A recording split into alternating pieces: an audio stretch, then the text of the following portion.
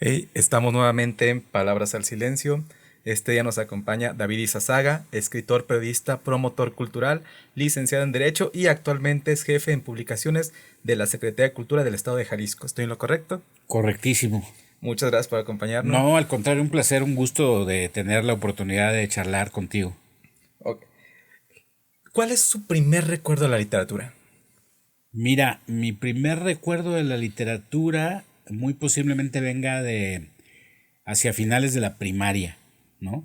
Y fíjate que esto que me preguntas lo tengo fresco porque me invitaron hace muy poquito la Universidad de Guadalajara a colaborar en un proyecto que se trataba de escribir una experiencia con respecto a la lectura. Marca Este de libro que Fuego. se llama Marca de Fuego, experiencias de escritores en torno a la lectura. Entonces, la idea era como reflexionar un poco como en dónde había empezado esta historia, ¿no? Y yo identifico las finales de la primaria, lecturas que me daba, que me regalaba una tía, que era mi madrina, hermana de mi abuelo, y que ella fue la que me inició un poco como con el tema, sin yo darme cuenta, porque me regalaba libros, ¿no? Y yo los leía, y empecé como a, de una manera medio natural, a escribir cosas, ¿no? A escribir. Yo creo que ni siquiera me daba yo cuenta de lo que estaba haciendo. Y quizá al principio de la secundaria, por ahí hice unas primeras anotaciones, ¿no? Recuerdo que en la secundaria tuvimos un maestro que luego se convirtió en mi amigo, director de teatro, uno de los fundadores del teatro en Jalisco, que se llama Gabriel Gutiérrez, y él fue mi maestro de educación artística y él me inició en el teatro y gracias a él empecé a actuar, ¿no? En la secundaria y luego salí de la secundaria y seguí actuando con él. Luego abandoné el tema de la actuación, que también me gusta mucho, pero ahí yo recuerdo que en esos ejercicios en secundaria empezaba a escribir y escribía una especie de obra de teatro que debe haber sido muy mala, ¿no? Entonces, como que entre el tránsito, entre el final de primaria y el principio de secundaria, ¿no? Vino ahí el gusanito de la lectura y de la escritura, que luego se vendría a perfeccionar, pues, seguramente hasta la prepa. ¿Cuáles fueron esas primeras lecturas? ¿Recuerda cuáles fueron estos primeros textos a los que tuve en la primaria? Sí, muy bien los recuerdo porque eran pues los textos como muy para niños, ¿no? O sea, yo recuerdo esta primera versión que me regalaron del Quijote de la Mancha, que desde luego no era el Quijote, sino era Sí, sí, una sí. para niños, ¿no? Me acuerdo otra que también me gustó mucho en su momento cuando la leí, Hombrecitos, ¿no? De Luis M. Alcott y Las Mil y Una Noches, ¿no? Todas versiones como para niños, ¿no? Porque venían, que además, no sé si los guardo todavía por ahí, pero eran como delgadas, no eran completa la versión, pero además con dibujos y todo, ¿no? Esas fueron las primeras y, y ya después yo diría que la, el acercamiento más formal llegó en la prepa, pues con las lecturas que te dejan en la prepa, que ya son, digamos, un poquito de, ¿no? Digamos, ya en la prepa te ponían a leer a Juan Rulfo, ¿no? Y a mí en la prepa recuerdo que el gran descubrimiento para mí fue Jorge Ibargüengoitia, ¿no? Que yo leí, de repente un primo me regaló Los Relámpagos de Agosto, que fue la primera obra que leí de Ibargüengoitia, y me voló la cabeza. Yo dije, ¿qué es esto? Me encantó. Y empecé a buscar todos los libros de Jorge Ibargüengoitia, ¿no? A raíz de que me había gustado ese. Y pues leí todo, Jorge Ibargüengoitia, ¿no? Ese fue así como la primer gran lectura que tuve en la prepa, digamos, ¿no? ¿Estaba relacionado con esta experiencia de secundaria y prepa del teatro el hecho de que fueran obras de Ibargüengoitia o fue realmente una cosa al azar? No, al azar, porque yo no sabía que Ibargüengoitia se había dedicado al teatro. Ya después, ya había yo leído dos o tres libros de él, cuando llegó a mis manos una especie, porque yo no sabía que estaba muerto. Cuando yo lo estaba leyendo, Ok. no tenía idea de que ya se había muerto. Y bueno, me pesó mucho cuando me enteré que ya el autor no estaba en esta vida. Y llegó a mis manos una especie de biografía, perdón, de Vicente Leñero, en donde contaba la historia de Ibargüengoitia. Y fue como me enteré justo de este tema de que había escrito teatro en sus inicios, ¿no? Una época en la que no le fue muy bien, ¿no? En el teatro, y que justo a que no le fue muy bien en la dramaturgia se dedicó más al tema de la La escritura de narrativa. la narrativa, sí. Ok. En la prepa escribió 12 páginas. Sí, fíjate que ese es un buen inicio. Qué bueno que lo mencionas porque yo diría que fue como el detonante de la carrera esta que tiene que ver con los libros y la literatura, porque justo en las áreas de humanidad, ya no existe, pero en el anterior plan de estudio de la prepa en la UDG, íbamos 3 días a la prepa y 2 días a lo que se llamaba las áreas, ¿no? Que tú escogías, dependiendo de lo que querías estudiar, escogías áreas médicas, áreas administrativas o humanidades, ¿no? Y entonces yo escogí las humanidades y había un adiestramiento que se llamaba Ciencias de la Comunicación. Y No era ese carrera, era una materia, como una rama. era como una rama, sí. Ok. Entonces, a ti te daban este adiestramiento en quinto y sexto de preparatoria. Y entonces en quinto y sexto las materias tenían que ver con redacción periodística, géneros periodísticos, en fin, muy orientado a la comunicación, ¿no? Ujú. Comunicación audiovisual, etcétera. Y entonces creo que esto fue un detonante importante porque ahí conocí a muchos amigos con los que todavía actualmente tengo relación, ¿no? Y que tenían intereses como los míos, ¿no? Que les gustaba el tema de la escritura y del periodismo y, ¿no? Luis Vicente de Aguinaga, José Israel Carranza, Fernando de León y un maestro que nos daba clase ahí en las áreas, Heriberto Camacho, se le ocurrió la idea de hacer un periodiquito, un periódico hecho por los alumnos, ¿no? Ujú. Que él lo financiaba, él lo pagaba de su bolsa. Y entonces ahí fue, digamos, como nuestro primer ejercicio serio, ¿no? De hacer un Enfrentarse periódico, al de público. enfrentarnos al público, pero además de hacer un periódico, ¿no? Que salía creo que 2 veces al semestre, algo así, o una vez al semestre, no sé. Y, y ahí coincidimos como varios amigos, ¿no? Que escribíamos o que sentíamos que escribíamos, ¿no? Y te digo que este fue un detonante muy importante porque por alguna razón ese periodiquito le llegó al director de un periódico que ya no existe, que se llamaba El Jalisciense. Y entonces de repente nos dijeron, oigan, que el director del periódico El Jalisciense les quiere hacer una entrevista pues a ustedes, ¿no? Y entonces ahí vamos, ahí todos los que hacíamos el periódico, 12 páginas, al Jalisciense, pues porque era la entrevista con los alumnos que hacían, ¿no? De los alumnos de la prepa que Periódico. hacían un periódico. Y entonces ahí vamos, nos entrevistaron, salió en el periódico y todo. Y el director nos dijo entonces, oigan, yo los invito a que si quieren escriban aquí, ¿no? Les ofrezco un espacio para que escriban. Y le tomamos la palabra y empezamos a llevar nuestras cosas, nuestras ¿De qué colaboraciones. época estamos hablando? ¿Qué años? 88, 89, más o menos, por ahí. Cuando empezamos a colaborar en el Jalisciense, yo creo que fue 88, más o menos, finales de 88, principios de 89, del siglo pasado, Sí. ¿no? Y le empezamos a llevar colaboraciones al director y nos las empezaron a publicar. Y luego el director nos dijo, oigan, a ver, organícense y para no estar publicándoles así de vez en cuando, les voy a dar una página a la semana. Entonces, todos los jueves, búsquenle un nombre y van a publicar una página, pero ustedes se encargan de tener los textos y todo. Y eso hicimos. Y entonces tuvimos esa página como 9 meses y pues creo que le fue más o menos bien, que un día nos dijo, oigan, quiero hablar con ustedes, les propongo hacer un suplemento. Entonces ya no iba a ser una página del periódico, sino Era un todo un suplemento. suplemento. Entonces era un suplemento cultural juvenil que se llamaba EA, que salía los jueves y que lo hicimos por más de 2 años, 2 años y medio, una cosa así. Y bueno, ahí fue donde ya conocí pues de una u otra forma, los que hoy todavía siguen siendo mi grupo de amigos principales, ¿no? Que pues que se dedicaban a escribir, porque empezamos a buscar quién escribía, ¿verdad? Para llenar un suplemento. Digo, sí escribíamos nosotros, Sí, pero pero llenar una necesitábamos, semana, o sea, llenar un necesitábamos suplemento en una semana es exactamente, ¿no? complicado. Complicado. Entonces, a ver, busca quién escribe de cine, quién escribe de esto, y quién escribe poesía y cuento. Y entonces empezamos a buscar gente. Fue como llegamos al taller de Raúl Bañuelos, en donde conocimos a amigos que estaban en el taller, les pedíamos colaboración. Y eso nos llevó, pues, como a empezar a conocer gente del medio, ¿no?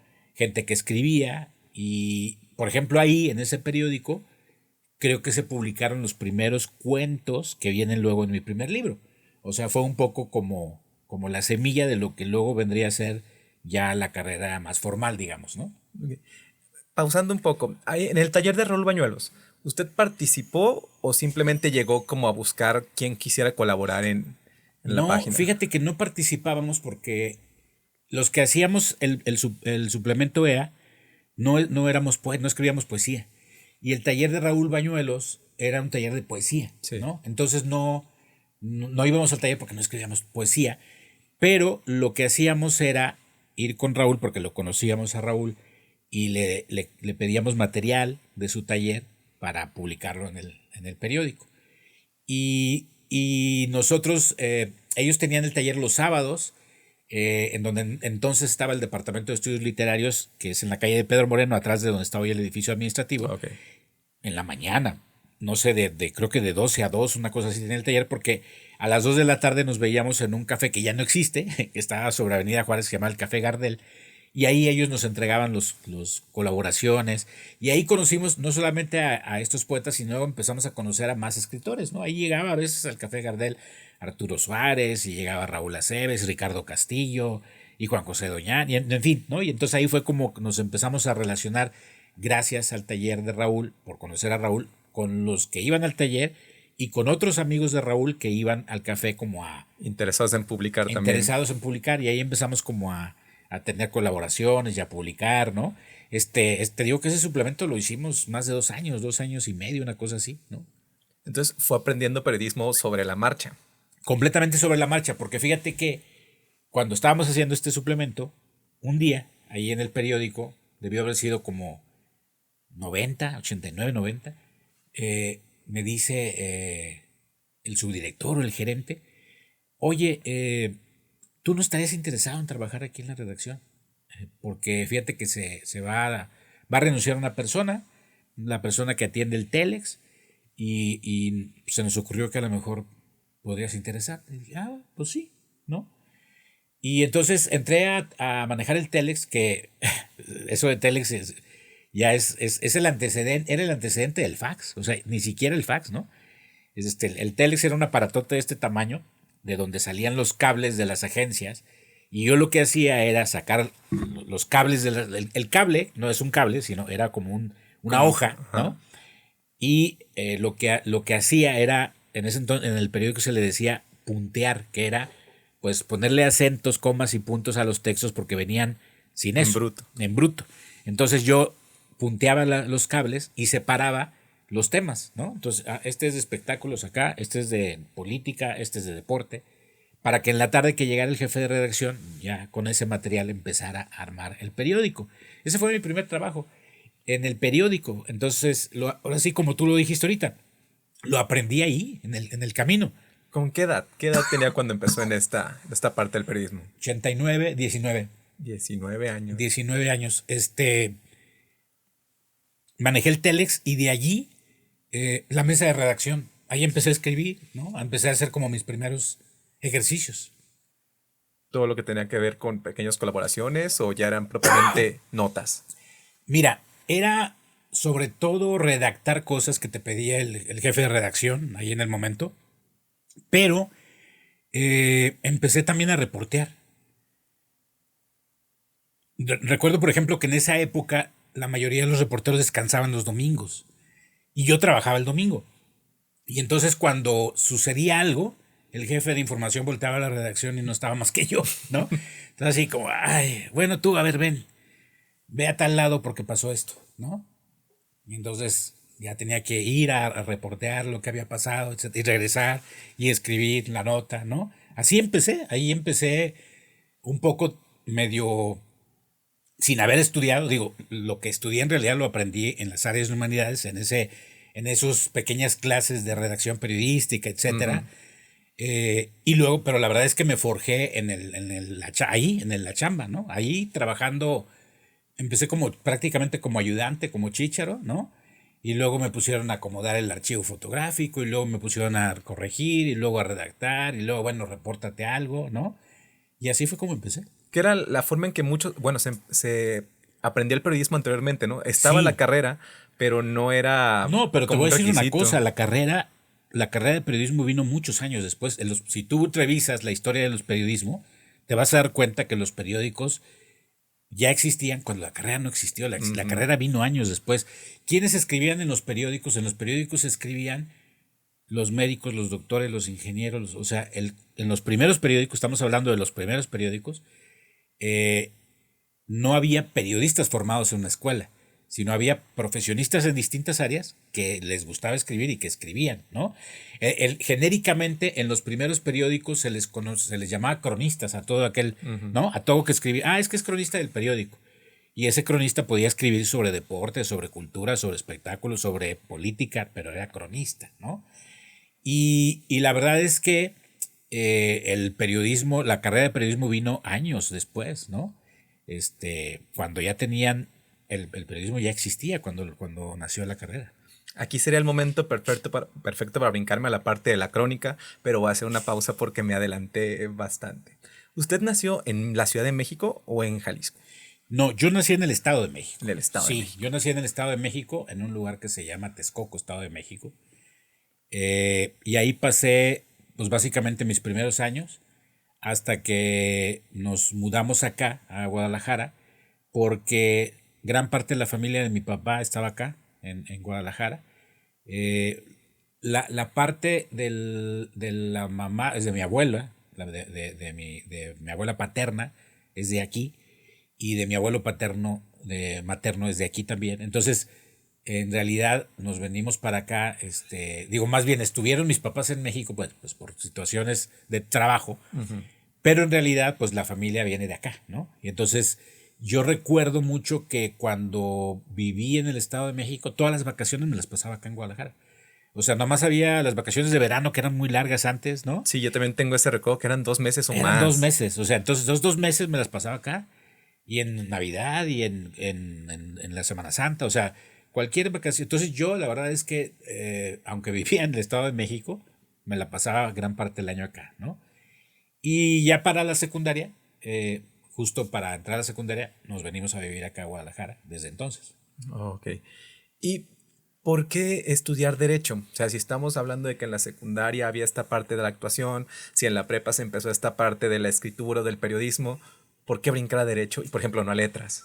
Fíjate que por una tontería de la que me arrepiento mucho, porque sí me quedé con muchas ganas de haber estudiado letras, y no lo hice porque la verdad es que sí me dio miedo la presión que ejercieron, sobre todo mi familia y mi papá, mis tíos, cuando yo les dije que quería estudiar letras, ¿no? Me dijeron, te vas a morir de hambre, Creo que ¿no? esa frase ya es milenaria, ¿no? Porque a Te todo el vas a mundo que le morir, o pregunto sea, siempre viene sí, y esa respuesta. entonces yo, el tema era que yo tengo familia que son abogados y les va muy bien y tienen su despacho, ¿no? Entonces así como que estaba la presión familiar de, oye, es que pues ahí está la notaría de tu tío, ¿verdad?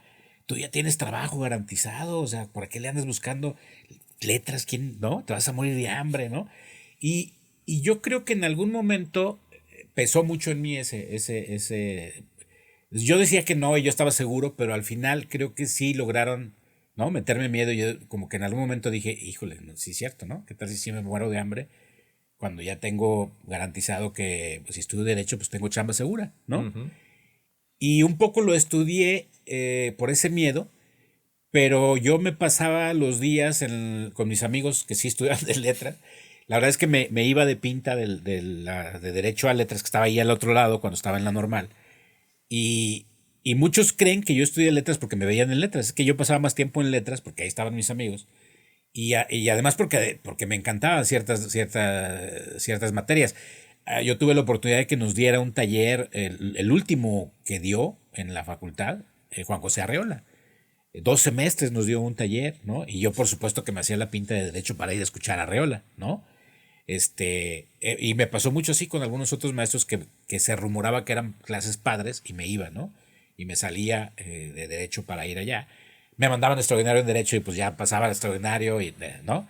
La verdad es que no fui eh, un El mal. mejor estudiante. No fui el mejor estudiante de derecho, pero tampoco el peor, ¿no? Digamos, Ujú. no.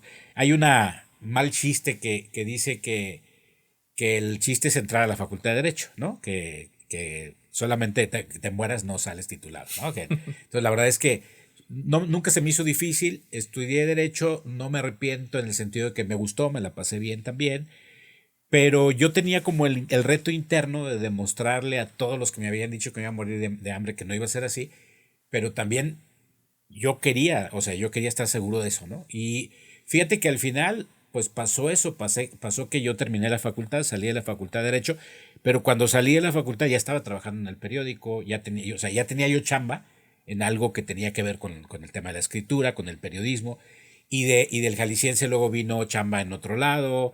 Y entonces, afortunadamente, desde que salí de la facultad hasta el día de hoy, no he tenido necesidad de trabajar Recurrir en al derecho, derecho. nada.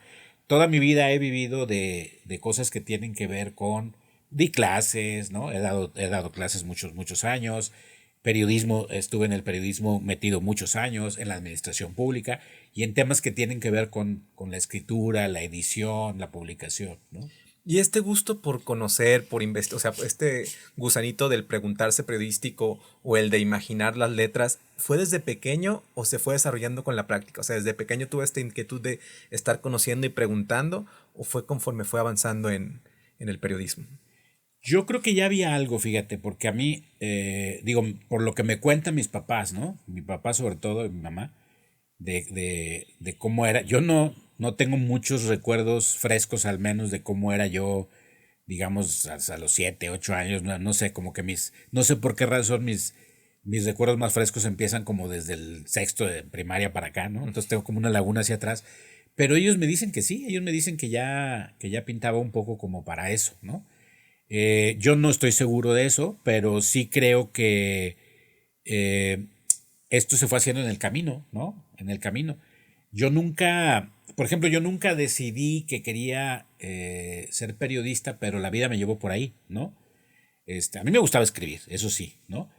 Pero la vida me llevó los primeros años por el periodismo. Empecé en el Jalisciense, luego pasé al Occidental, al Financiero, al Informador, Siglo XXI, terminé en Vallarta dirigiendo 2 periódicos. Ahí se acabó ya el tema periodístico y cuando regresé me dediqué ya como al tema de la administración pública, ¿no? En la UDG primero como director de artes escénicas y literatura varios años. Este, y bueno, afortunadamente siempre he tenido la fortuna de vivir de lo que me gusta hacer, que es escribir, ¿no? Lo cual es complicado, o sea, realmente que no puedo decir, Sí, es un reto. es complicado, pero yo creo que sí se puede. O sea, yo siempre les digo a mis alumnos, sobre todo a los que están como en ese dilema que yo tuve cuando tenía su edad de tener miedo, yo siempre de que estudiar, ¿no? Que no hay carreras que te garanticen el éxito. O sea, yo tengo amigos que estudiaron en la Facultad de Derecho que tenían 10 así que 100, ¿no? Que eran unas lumbreras y que están vendiendo tortas ahogadas. Digo, no tiene nada de malo vender tortas ahogadas, Porque les va bien pero también. porque les va muy bien, ¿no? Pero yo creo que, que ninguna carrera te garantiza el éxito y yo creo que si desde pequeños a nosotros nos forman con la idea, no con esta idea de que hay carreras como doctor o como abogado que te garantizan el éxito, que si al contrario nos metieran el chip de que hay que estudiar lo que te gusta, ¿no? O sea, lo que te gusta y que cuando algo te gusta le vas a encontrar por dónde, ¿no? Yo estoy seguro que al menos tendríamos un mejor lugar para vivir y mejor personas, porque toda esta gente que anda trabajando frustrada, de malas, seguramente está así porque no está trabajando, no está haciendo lo que le gusta, ¿no? Y no hay nada más desgraciado en esta vida que hacer de tu vida algo que no te gusta, ¿no? Imagínate, o sea, alguien que estudió medicina y no le gusta, pero lo tiene que hacer toda su vida, pues claro que está de malas todo el tiempo, ¿no? Entonces este mundo estaría mejor si toda la gente se dedicara a lo que le gusta, ¿no? Sí. Y eventualmente eso te va a llevar a que te vaya bien, ¿no? A mí me costó trabajo, no fue tampoco fácil, pero creo que al menos los últimos años de mi vida sí puedo decir que he vivido de lo que me gusta y me gusta mi trabajo. Ok. Una vez terminando, bueno, me voy a brincar a otra cosa. ¿Cuál fue su experiencia con el maestro Arriola? ¿Cómo fue en estos talleres, estas sesiones? Fíjate que no, yo lo conocí ya antes de esos talleres, justo a raíz de la revista, de una revista que hicimos. Cuando terminó nuestra experiencia con el periódico, un tiempo después, y ya estando en la facultad, se nos ocurrió hacer una revista. Y hacíamos una revista que se llamaba El Zahir y que tuvo más o menos relativo éxito porque sobrevivió como 4 o 5 años, ¿no? Lo cual es Sí, bastante, cosa rara en una es muy revista, raro. como 30 números, y nos ganamos varias veces la beca del Conaculta en ese entonces, cuando existía Tierra Adentro, a revistas independientes, nos dieron apoyo para hacerla, no nos fue mal, nos fue bien con esa revista. Y a raíz de esa revista yo conocía al maestro Riola, porque le pedimos una autorización para sacar textos de él y en algún momento platicamos con él, entonces ahí como que lo tuve oportunidad de conocerlo. Pero ya como maestro en el sentido este de estar tú en una banca y tú verlo allá, pues fue Ujú. una cosa muy padre, ¿no? De las mejores experiencias de mi vida, porque además el taller era una cosa así muy rara, ¿no? O sea, se llamaba, era un seminario, entonces decía, seminario Borges, no sé qué, no sé qué tal, un nombre complicadísimo, ¿no? Y cuando ya estábamos en el seminario con Juan José Arreola, pues la verdad es que empezaba hablando de eso y a los 5 minutos empezaba a hablar de otras cosas, ¿no? O sea, como siempre fue, dispersísimo. Entonces, uno acudía a escuchar a Juan José Arreola contar anécdota tras anécdota tras anécdota conforme se le fueran ocurriendo las cosas y entonces era un deleite, ¿no? Porque pues para la mayoría que han visto los videos en donde él habla se van a dar cuenta era muy bueno hablando, ¿no? O sea, estábamos todo el mundo así escuchándolo, ¿no? Y nos contaba desde cosas muy padres, digamos, de sus experiencias de lectura, hasta anécdotas, ¿no? Anécdotas personales de sus viajes, de escritores a los que había conocido, de etcétera, ¿no? Entonces era muy divertido, muy divertido. Este, y tuvimos la fortuna de que fuera ya casi al final de su vida, porque de hecho ya el último semestre faltaba bastante por enfermedad, ya estaba muy enfermo. Y entonces ya nada más llegaba su chofer, veíamos que llegaba su chofer y nos decía, no va a venir el maestro, ¿no? Esta semana no va a venir el maestro, está un poco enfermo. Pero entonces ya fue lo último, ya poco después murió. Pero no, fue una gran experiencia. Y yo la verdad es que lo atesoro mucho porque pocas veces se puede tener la oportunidad de escuchar a una figura como estas, ¿no? La escuchas, yo la escuché como me tocó en las primeras ferias del libro, ¿no? En la segunda, tercera feria del libro, eh, oírlo en conferencias, pero es muy distinto verlo allí en En lo un aula de privado, en un clase. aula en donde habíamos 20 personas, ¿no? 20 alumnos con él y que tenías además oportunidad como de interactuar, ¿no? De escucharlo. Fue muy padre. Y ahora brincándonos a la otra área. Una vez que termina la carrera, una vez que ya está metido en el periodismo, ¿cómo fue que entró al Occidental? ¿Cómo fue que después viaja a Vallarta? ¿Cómo se dieron esos cambios? El tema del jalisciense se termina. Nos salimos ya porque cada quien teníamos intereses distintos.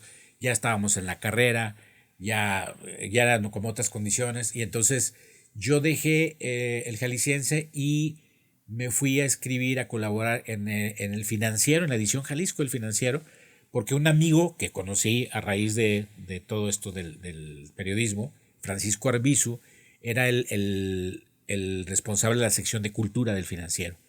Y él me invitó ahí a colaborar en el Financiero. Entonces estuve ahí una etapa en el Financiero en la que también estaba yo trabajando como redactor en el colegio redactor y corrector en el colegio de Jalisco. Te estoy hablando de 90, 91, 92, por ahí así.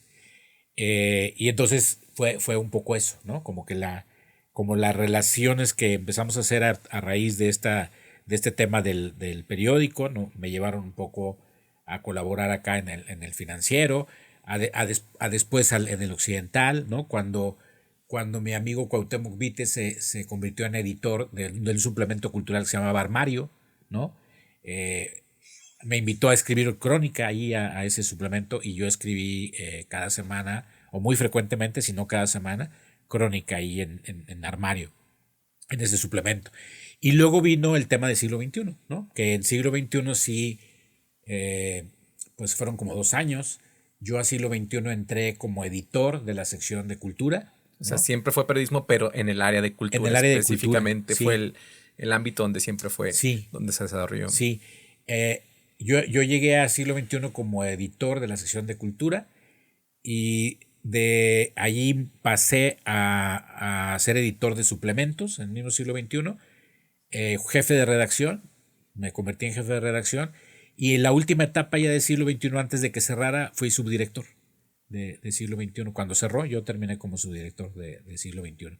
Cuando cierra siglo XXI, yo daba clases también en prepa, estuve muchos años dando clases en prepa de la UDG y justo a raíz del tema del cierre, una amiga que trabajaba allí en siglo XXI me dijo, oye, es que en Puerto Vallarta hay un proyecto y me invitaron y supe que se había ido para allá a ser como una especie de asesora.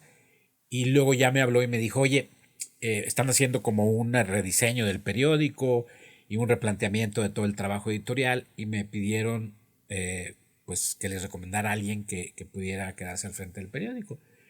¿No te interesa irte a Puerto Vallarta? Y yo le dije, no me interesa irme a Puerto Vallarta, ¿no? Yo soy de los que odian el calor y el mar. Ah, es un hombre muy sabio. Yo Sí, no yo tampoco puedo, soy ¿no? fan. ¿No? Entonces yo dije, claro que no me voy a ir a Puerto Vallarta, ¿no? Desde luego que no.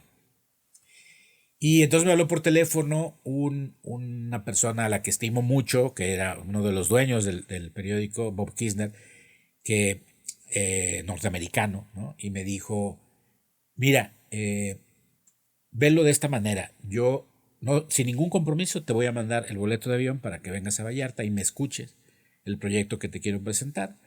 Tengo un hotel, te hospedas en el hotel, me escuchas, te invito a cenar, me escuchas lo que te quiero decir y sin ningún compromiso, si dices no, te regresas y ya te pasaste un fin de semana en Puerto Vallarta. Y yo dije, me voy a ir a pasar un fin de semana en Puerto Vallarta.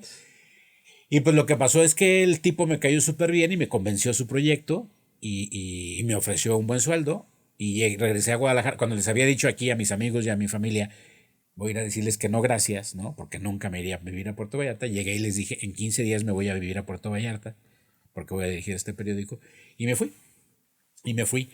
Eh, Fue una muy bonita experiencia, pero hubo ahí situaciones, un cambio entre los dueños, un cambio de giro en el tema de los manejos y yo terminé renunciando y a raíz de esta relación con Puerto Vallarta había conocido a la competencia que era Vallarta Opina, el dueño Luis Reyes Brambila, había contendido a la presidencia municipal y había perdido y me buscó y me dijo, oiga, ya supe que renunció del periódico Tribuna de la Bahía, yo me voy a ir como regidor al ayuntamiento y el periódico se va a quedar sin cabeza, lo invito a que se quede en el periódico.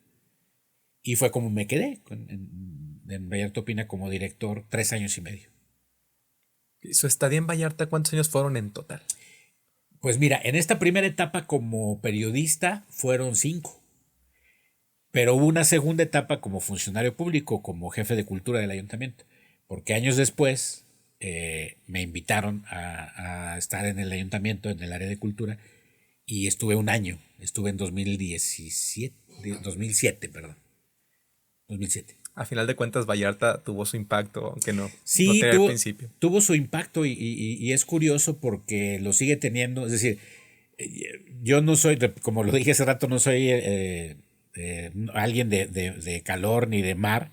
Yo siempre prefiero el frío y la montaña, pero la vida siempre me ha llevado por el camino del calor y de la playa. Y con Vallarta sí he tenido sí esta relación por distintas razones, ¿no?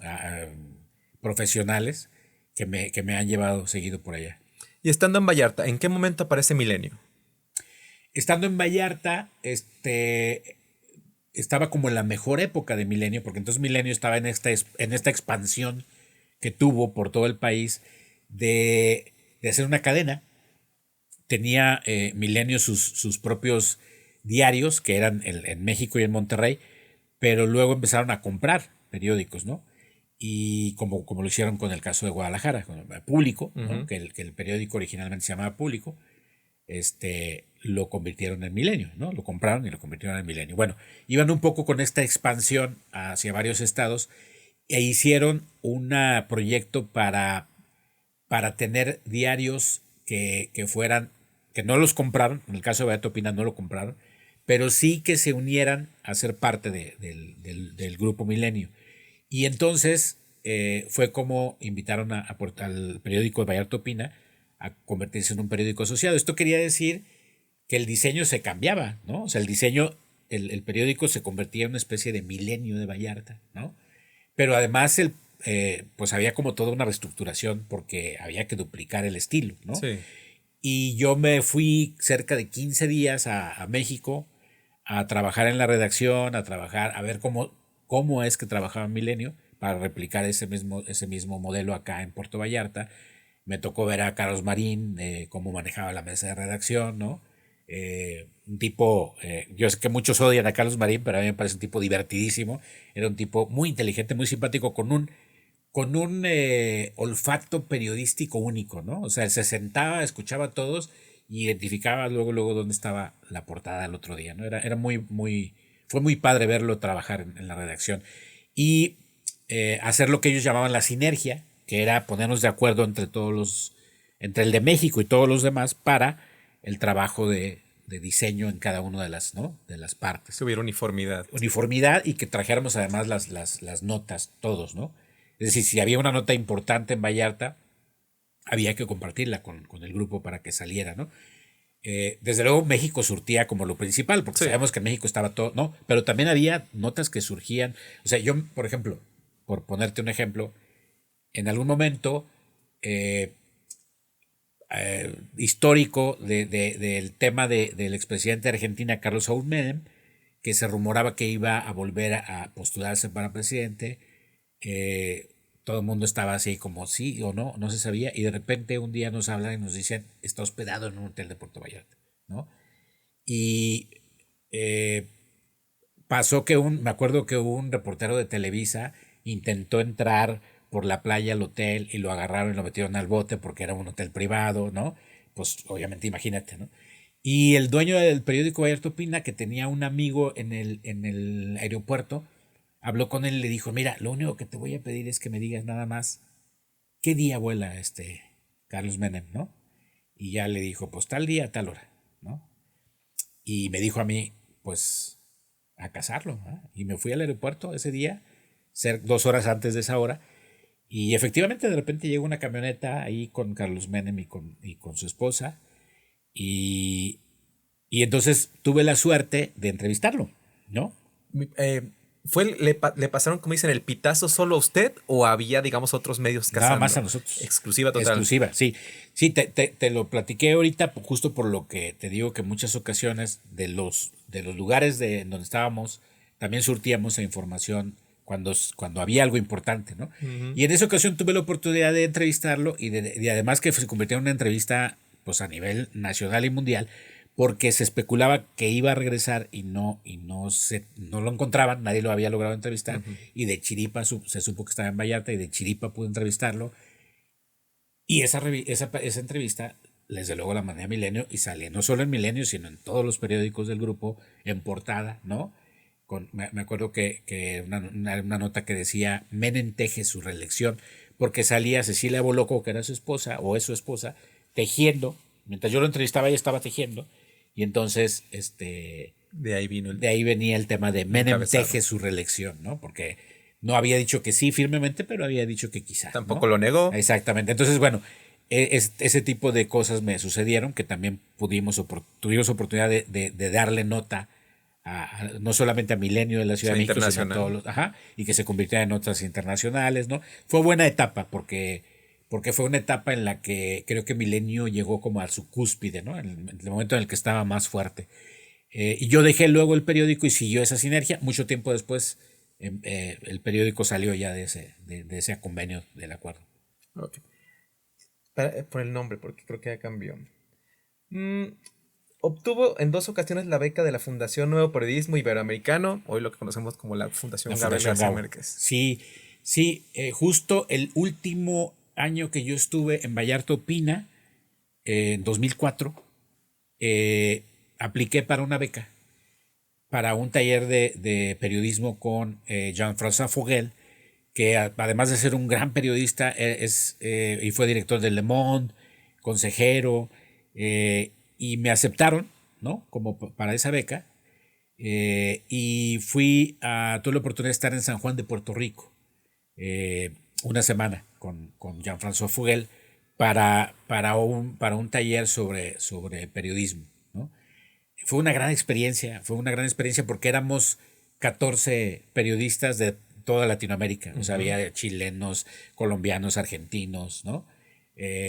Y pues además Jean-François Fogel, un tipo una lumbrera, ¿no? O sea, fue una gran experiencia.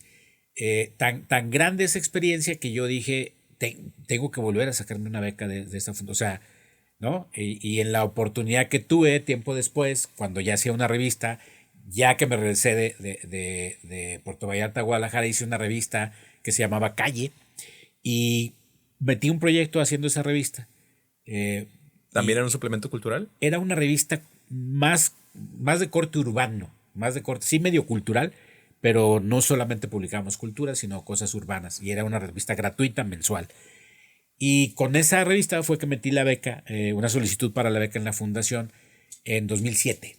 Y pues ese fue un bombazo, sobre todo para el tema de la crónica, porque el tema del taller era crónica, ¿no?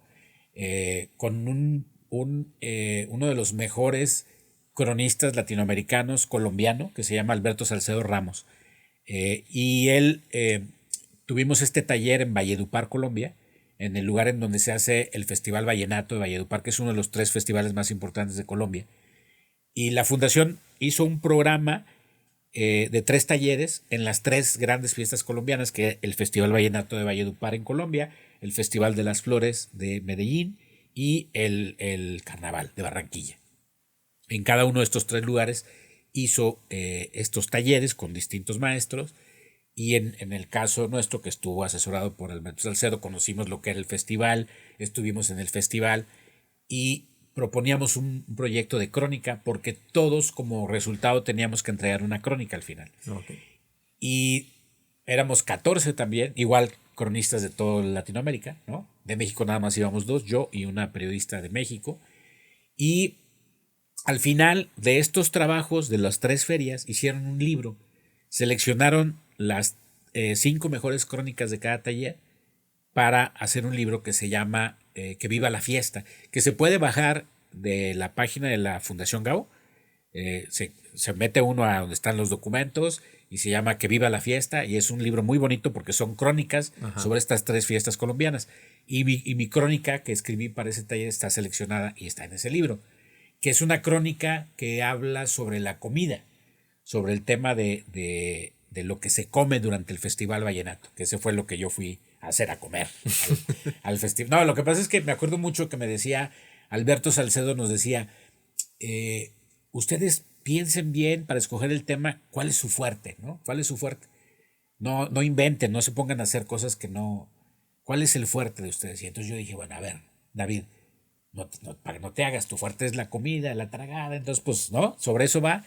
Y me gustó mucho la experiencia porque mi tema fue hablar con las cocineras, con gente que tenía años cocinando, con negocios de cocina, sobre el tipo de comida que se hace en la fiesta del vallenato, ¿no? Y sobre eso escribí en la crónica y esa crónica está ahí en ese libro. Y yo digo que ese taller me cambió la vida también, porque yo creo que ahí fue en ese momento, en 2007, cuando yo conscientemente dije, ya no quiero hacer otra cosa que no sea crónica. O sea, yo empecé a escribir cuento y mis primeros 2 libros que escribí en esta vida son de cuento, pero después de ese taller yo dije, Crónica. no quiero, o sea, mi género es la crónica, ¿no? No me interesa la ficción, mi terreno es la no ficción. Y desde entonces siempre he escrito crónica y me he dedicado a dar talleres de crónica y he dado clases de crónica y mis temas son la crónica. Ok. Entonces, bueno, tenemos que llegar a final de cuentas a la crónica, era inevitable. Corríjame si me equivoco. A los primeros periodistas se les llamaba cronistas porque hacían una cronología de los hechos, sin pirámide invertida, sin nada. O sea, cómo empezó, cómo se desarrolló y cómo concluyó. Es muy sencillo, fíjate lo que tú dices. Creo que si si no nos ponemos muy estrictos, yo les digo a mis alumnos en el taller que de una u otra forma todos somos cronistas naturales, porque todos de una u otra forma hacemos crónica. Cuando en la noche llegamos a casa con nuestro papá, mamá, hermanos, esposa, y le contamos, oye, fíjate que hoy fui a una entrevista y platiqué sobre esto, o me pasó esto, lo otro, lo que estamos haciendo es crónica. Esa narración y descripción de lo que nos pasó en el día es una crónica en el sentido más simple. Y lo que sucedía en esos primeros periódicos era eso, o sea, que los que escribían, pues obviamente no habían ido a la escuela a estudiar periodismo ni escritura, pero simple y sencillamente hacían un poco lo que normalmente uno hace cuando platica algo. Entonces, si escribían de una presentación que había habido el día anterior o de una sesión de cabildo en el gobierno o de cualquier cosa, lo que hacían era platicarlo, ¿no? Así, a manera de crónica. Por eso todo lo que, si uno va a los primeros periódicos y revisa esos archivos, se va a dar uno cuenta que todas eran crónicas, todos eran, no lo que tú dices de la pirámide invertida, que eso vino ya después con la escuela, ¿no?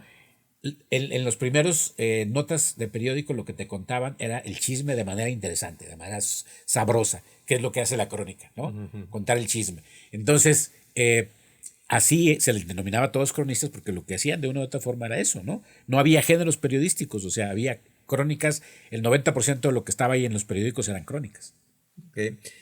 Entonces, tenemos este aspecto del cronista, pero también tenemos este aspecto del narrador literario. ¿Cómo nace su primer libro? Nunca es nada exactamente así.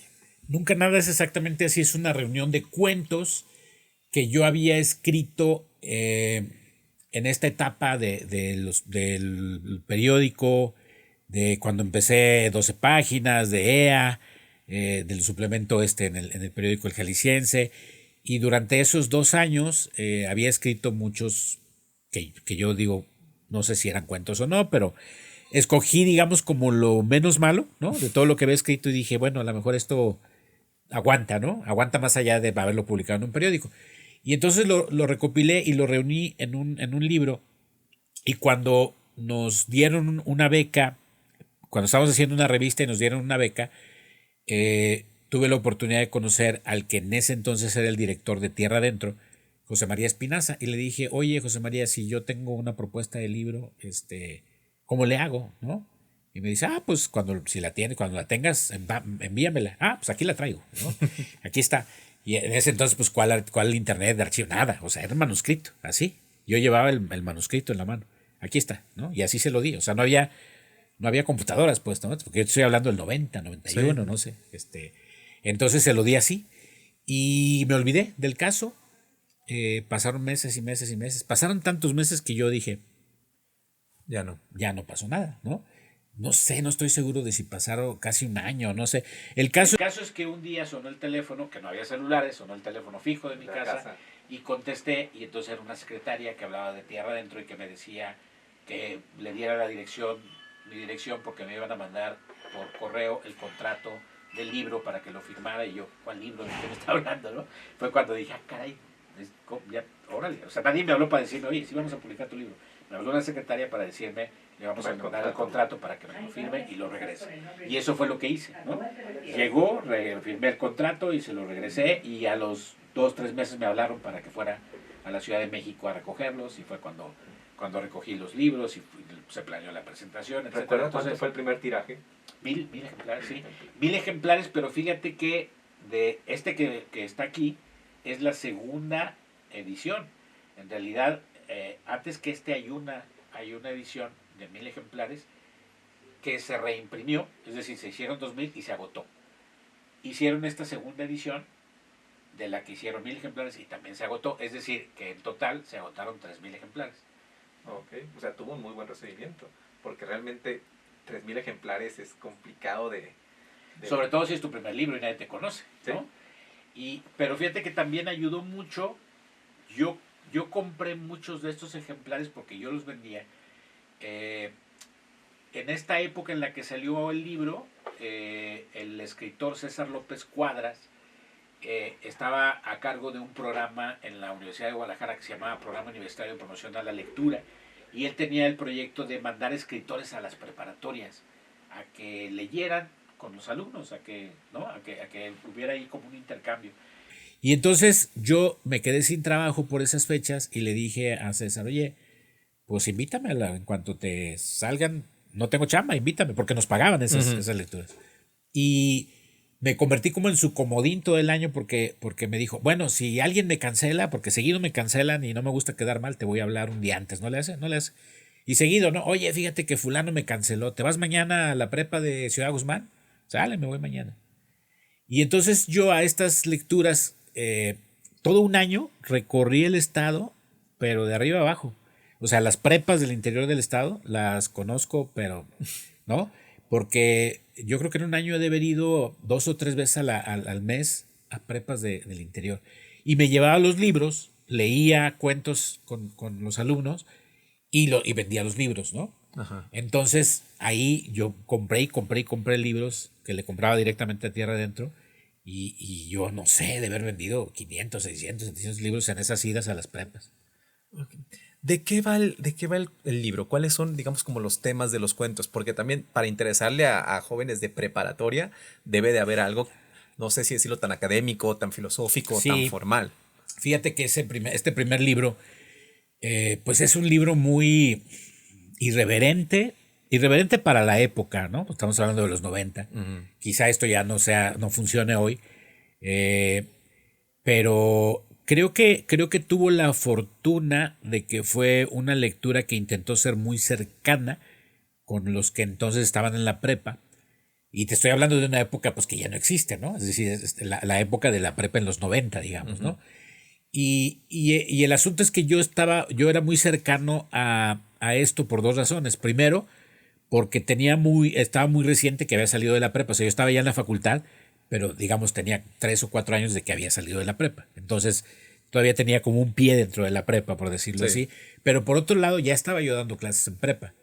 Entonces, había sido alumno de prepa, pero ahora era maestro de prepa. Y curiosamente, fui alumno de prepa 7 y maestro en prepa 7 también, ¿no? Entonces, yo creo que todo esto me dio, y la relación que yo tenía muy cercana con los alumnos, como, como que me dio la idea de qué era lo que les podía gustar, ¿no? Porque si era un tipo de cuento como muy para querer atrapar a los jóvenes, ¿no? Son cuentos, creo que la mayoría son muy sarcásticos, ¿no? Divertidos algunos. Por ponerte un ejemplo, hay un cuento que se llama Yo tenía 10 perritos, que la idea es esta idea de la canción de yo tenía un perrito y se me perdió y el otro y el otro. Ajá. Pero aquí son 10 pequeños cuentos de 10 perros que mueren de formas muy distintas, muy raras, muy poco convencionales, ¿no? Entonces es un poco así, es un poco, a lo mejor yo hasta he pensado que ya algunos de los cuentos de este libro son políticamente incorrectos y que en esta época hasta me funarían, ¿no? Seguramente estaría yo muy funado si este libro se leyera actualmente, pero bueno, era otra época. Sí, en otros tiempos. Poquita Fe, su segundo libro de cuentos. ¿Cómo se gestó? Igual, de manera muy similar, fue una reunión de los cuentos que yo escribí en esta otra etapa posterior, digamos, la etapa que viene cuando ya hacemos esta revista que te comenté hace rato que se llamaba El Zahir. Muchos de esos cuentos de Poquita Fe se publicaron en El Zahir. Igual recopilé como los cuentos que había publicado tanto en El Zahir como en otras revistas a donde me habían invitado a publicar. Eh, Escogí lo que yo creí que era lo menos malo. En esa tarea me ayudaron mis amigos que siempre han sido como mis consejeros cercanos, Israel Carranza, Fernando de León. Me ayudaron como a escoger cuáles eran los que podían funcionar y reuní esos cuentos para hacer ese segundo libro que se llama Poquita Fe y se llama así porque la mayoría de los libros, de los cuentos de ese libro, giran en torno a temas de fe y de religión, ¿no? Por eso se llama Poquita Fe. No sé, hay temas con eh, hay un cuento de una persona que su hijo se orina en el colchón y lo saca a secar a la calle para que, ¿no? Para que se seque. Y una persona pasa y descubre que se apareció una imagen santa en el colchón, ¿no? Entonces son así también igual medio irreverentes con los temas, pero todos giran en torno a los temas de la religión y la fe. Un poco de religión en la fe. No son como, bueno, lo que pude consultar, no son cuentos fantásticos en el sentido que no pasa nada extraordinario. No, No hay apariciones, no hay, no. sino que es la vida cotidiana sacada, no sé si de contexto en alguna situación o extraordinaria por un momento. Sí, sí, a mí nunca, fíjate que nunca me ha gustado el tema, y luego ahora ya lo tengo como más claro, pero antes quizá en esta época no lo tenía tan claro, de que yo, como que mis temas son más hacia la no ficción. E incluso la mayoría de los cuentos, como tú lo dices, no es esta ficción de ciencia ficción, digamos, ¿no? Sino como tú lo dices, son cosas muy reales. Son cosas, la mayoría de los cuentos de los dos libros, que pasan en la vida real, ¿no? Y que si bien están matizadas un poco con ficción, pues en realidad yo te puedo decir que muchos de los cuentos de Poquita Fe están sacados de notas de periódico, ¿no? Hay un El del cuento, colchón, por ejemplo. el del colchón, por ejemplo, o el de Cada quien su papa es un cuento que habla de que va a venir el Papa y que justo cuando pasó esta cosa de que iba a venir el Papa a Ajá. México, ¿no? Toda esta parafernalia. Y un día veo una nota en el periódico que habla de un tipo que construyó un elevador en donde va a subir el Papa con él. O sea, él construye el elevador porque es un lugar muy alto en donde va a subir y no puede subir, tienen que hacerlo en elevador, pero es chiquito y solamente caben él y el Papa. Entonces iba a estar con el Papa lo que duraba el que el Papa subiera, es decir, 10 segundos, ¿no? Entonces iba a estar con el Papa 10 segundos, lo entrevistaban en el periódico y él hablaba un poco de que sus vecinos ¿no? se le acercaban para decirle cosas porque iba a estar con el Papa. Y yo de esa anécdota construyó un cuento, ¿no? Acerca de lo que, ¿no? Le pudo haber Extraordinario pasado. cuento, o sea, los leí y es como mi favorito, o sea, Gracias. fue muy buen cuento. Y volvemos un poco a este tipo, es alguien normal, común, que Sí, tiene una tarea de su trabajo como todos los días, pero se vuelve extraordinario porque va a ser el que va a subir al Papa, lo cual exacto, lo convierte en una celebridad y empieza a tener todos estos, no sé si conflictos o experiencias que tiene una celebridad. exacto. Tienes esto, me ayudas con esto, oye, se podría. Exacto, exacto. Y es un poco eso en la mayoría de los cuentos, ¿eh? Hay un cuento que se llama Que entre Juanito, que es un partido de fútbol llanero.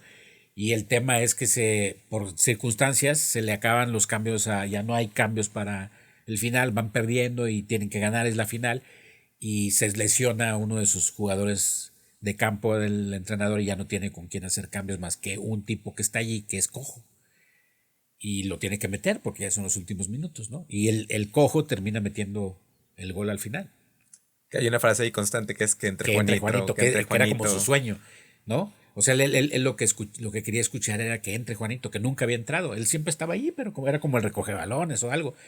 Pero ahí lo metieron pues porque no había de otra, ¿no? Y él siempre estaba con el rollo de que entre Juanito, sí. Como tú dices, es la idea, siempre me ha gustado esta idea como de estos personajes ordinarios ante situaciones extraordinarias. Retomando, entonces parte o alguna de la inspiración de estos cuentos venían a partir de notas o situaciones que encontraba en el periódico que los llevaba a este mundo literario. Sí, la mayoría de ellos son anécdotas que yo escuchaba, que leía, que encontraba en el periódico, en alguna revista, y que de ahí parte para convertirse en lo que termina siendo.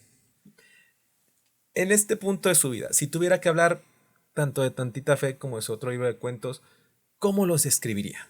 Híjole, no sé si los escribiría ya, no sé, fue una etapa en la que, no sé, en la que necesité escribirlos, los escribí, me divertí.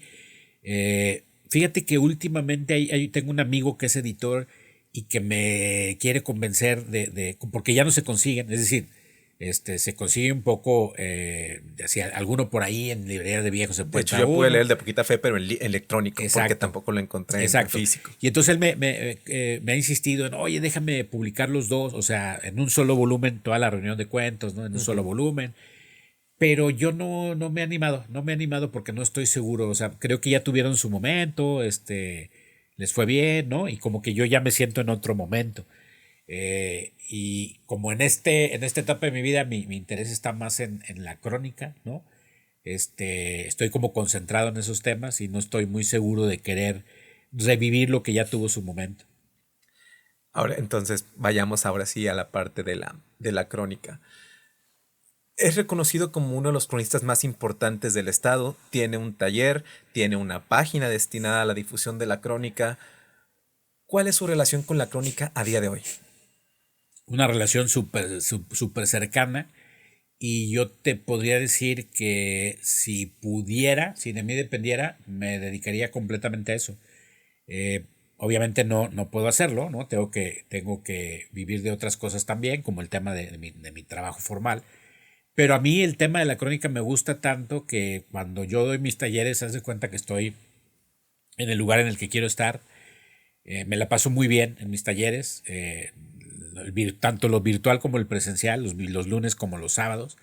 Tengo un taller que es este que te platicaba, que es el taller permanente de crónica, que es todos los sábados, y en el que están los que ya han pasado por la primera etapa del taller, y en la que ese taller tiene 10 años, y hay alumnos que tienen conmigo 7 8 9 años, y otros que tienen menos, 2 o 3 años, ¿no? Pero es un lugar en el que nos la pasamos muy bien, o sea, nos la pasamos muy bien y lo único que hacemos es leer textos sobre crónica, leer crónicas, escribir crónicas, hacer proyectos, de ahí han salido varios libros ya, estamos en proceso de escribir otros también. El tema de la crónica a mí fíjate que yo inconscientemente, creo que desde que empecé en el periodismo ya escribía crónica sin darme cuenta que la escribía. Mucho tiempo después fui consciente de que lo que escribía era crónica y me di cuenta que a lo largo de todo el tiempo siempre lo hice, tanto en el jalisciense como después en el occidental y como después en siglo XXI. Pero creo que no le había yo dado la formalidad al tema de ponerme a estudiar realmente el género, de acercarme a los cronistas, ¿no? De tener talleres con los cronistas más importantes de América, como Leila Guerriero, como Alberto Salcedo Ramos, John Lee Anderson, mexicanos como Magali Tercero, y sobre todo acercarme de lo muy poco, porque es muy poco lo que hay en teoría, de la crónica, ¿no? Lo que ha escrito, pues sobre todo Martín Caparrós, ¿no? El propio Salcedo Ramos o Juan Villoro, y a participar en cualquier seminario del tema de crónica, a leer todo lo que sale de crónica. Yo me siento como con la obligación por mis talleres de estar como informado de todo lo que se publica de crónica, leído todo lo que sale de crónica, al tanto de las convocatorias de crónica, al tanto de los concursos de crónica. Me ha tocado ver esta evolución que ha tenido el género porque yo creo que hace 20 años que yo empecé a dar el taller no tenía la importancia que tiene hoy. Hoy, en ese entonces no había tantos concursos de crónica, no se publicaban tantos libros de crónica como hoy en día. Y hoy en día creo que la crónica está catalogada no solamente como un género periodístico, sino como un género literario. Y la mayoría de los grandes libros que se escriben de hoy se escriben en clave de crónica, ¿no? Y una cosa de la que estoy convencido es que quien domina el género de la crónica puede más fácilmente escribir cualquier otro género. Entonces, bueno, ese es el mundo que a mí me interesa, que a mí me gusta. Tengo este taller, escribo de crónica, estoy preparando un par de libros de crónica. Entonces, bueno, es un tema que me gusta, me fascina y en el que he estado involucrado al menos los últimos 15, 20 años de mi vida. Mi pregunta va a ser un poco tonta, un poco obvia, pero ¿cómo define a la crónica? No, no, nada de eso. Yo creo que es importantísima porque yo creo que hay eh, un problema de origen con el tema de la crónica porque la mayoría de la gente entiende crónica por una cosa que no lo es, que es muy distinta, ¿no? Cuando tú le preguntas a las personas así de a pie en la calle qué es crónica, la mayoría inmediatamente se remite, por un lado, a la cronología. Sí. Entonces cree que la crónica tiene que escribirse cronológicamente, ¿no? La mayoría de los que llegan a mi taller, en la primera sesión, cuando yo voy a la definición, la mayoría cree que la crónica tiene que escribirse cronológicamente, y pues no, nada de eso. No hay obligación de escribirla. Puede ser escrita cronológicamente, pero no necesariamente, ¿no? Y el otro gran mito, la otra gran creencia que yo me encuentro muy seguido cuando escucho a la gente hablar de crónica, es que creen que la crónica es un género del periodismo y ya. Y sí es cierto que la crónica es un género periodístico, pero yo les digo, para hacer enojar a mis amigos periodistas, que cuando el periodismo apenas iba por la leche, la crónica ya venía con los quesos. O sea que la crónica surgió antes que el periodismo. Sí. O sea, la crónica, ¿cuáles son los primeros textos que conocemos nosotros en la historia? Las crónicas de Indias, 1500 y tantos de los primeros conquistadores que vinieron a descubrir el nuevo mundo. Ahí están las primeras crónicas. Ese es el origen de la escritura en este continente, las crónicas de Indias. 1500 y tantos, ¿no? Pues ahí está. Eso es crónica, ¿no? Y la crónica existe desde entonces. Es decir, la crónica ha tenido una evolución desde allí, desde los cronistas de Indias, pasando por los 1600, 1700, 1800, por el tema del modernismo, del romanticismo, por el tema de los contemporáneos. Y llegó un momento en el que el periodismo le tocó acoger a la crónica, ¿no? Cuando en los 1920, 30 hasta los principios del 2000, el espacio para la crónica era el periódico, ¿no? Y ahí se escribieron muchas de las grandes crónicas, muchos de los grandes cronistas del siglo pasado escribieron sus mejores crónicas en los periódicos, como Guillermo Prieto, por ejemplo. El mismo Villoro, quizá. Después vino un cambio y el periódico dejó de tener espacio para la crónica y surgieron a finales del siglo pasado, principios de las revistas de crónica. Hubo muchas revistas de crónica, Gato Pardo, Sojo, El Malpensante, revistas que le daban espacio a los textos de largo aliento, a las crónicas, ¿no? Y estas revistas que tuvieron un auge a principios de este siglo fueron desapareciendo. Hoy en día ya no existe por ahí. Gato Pardo creo que es el único que vive, pero publicando Digital, algo de ¿no? digital, ya no físico. La mayoría ha desaparecido. Y la crónica entonces, en esta etapa de los últimos 10 años, encontró sus espacios desde luego en internet, ¿no? En blogs, en páginas y en libros, ¿no? Empezó a publicarse muchos libros de no ficción, a grado tal de que hoy en día, hace 20 años, las mesas de novedades de las principales librerías pues tenían a los libros, entre los libros más vendidos, a libros de cuentos, novelas, ficción. Hoy en día, los libros más vendidos son los de no ficción. Así está el tema de la crónica, ¿no? Es un tema que hoy, pues la mayoría de los libros que se publican tienen que ver con la no ficción. Los grandes éxitos editoriales de las principales editoriales tienen mucho que ver con la no ficción, con la crónica. Para terminar, mi última pregunta. ¿Qué es la literatura para usted en su vida?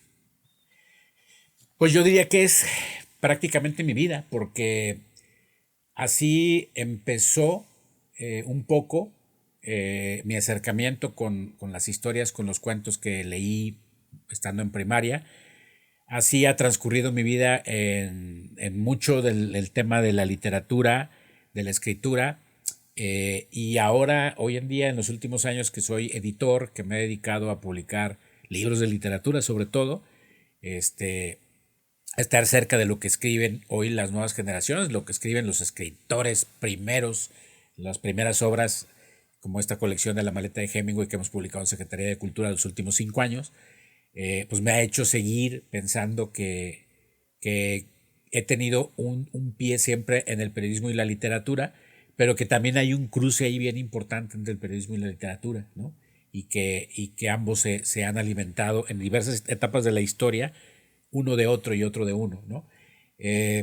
Pues mi vida, la literatura es mi vida, porque no solamente tiene que ver con lo que hago y con lo que me gusta hacer, sino con lo que leo, porque yo, pues uno de mis grandes placeres es leer, y pues el 80% de lo que leo tiene que ver con literatura.